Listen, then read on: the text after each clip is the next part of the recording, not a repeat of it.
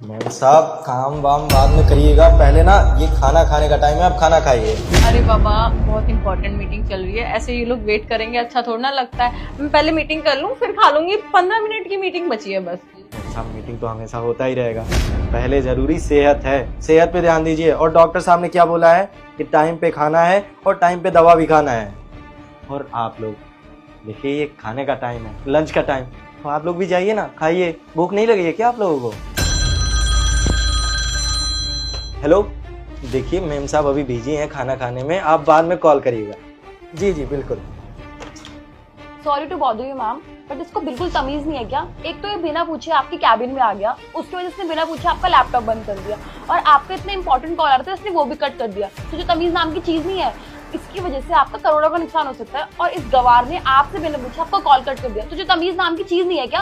हाँ ma'am, Serena बिल्कुल ठीक कह रही है। आप खुद ही सोचिए ना, आप इतनी बड़ी कंपनी की ओनर है, कितना बड़ा बिजनेस रन करती है, पर आपके अंडर इतने सारे एम्प्लॉयज काम करते हैं, और ये 2 कौड़ी का नौकर ऐसे ट्रीट कर रहा है जैसे कि आपका भाई हो। और तू अभी भी यहाँ पे खड़ा हुआ है, तुझे पता नहीं इतनी बड़ी मीटिंग चल रही है? जा तू यहाँ से।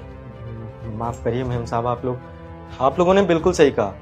हमारी कोई औकात नहीं है कि आप लोगों के सामने मैं कुछ बोलूं या खड़ा भी रहूं, लेकिन वो क्या है ना, आपने कहा ना कि हम नौकर हैं, तो नौकर ना वफादार होना चाहिए, और मैं मैम साहब का वफादार नौकर हूँ।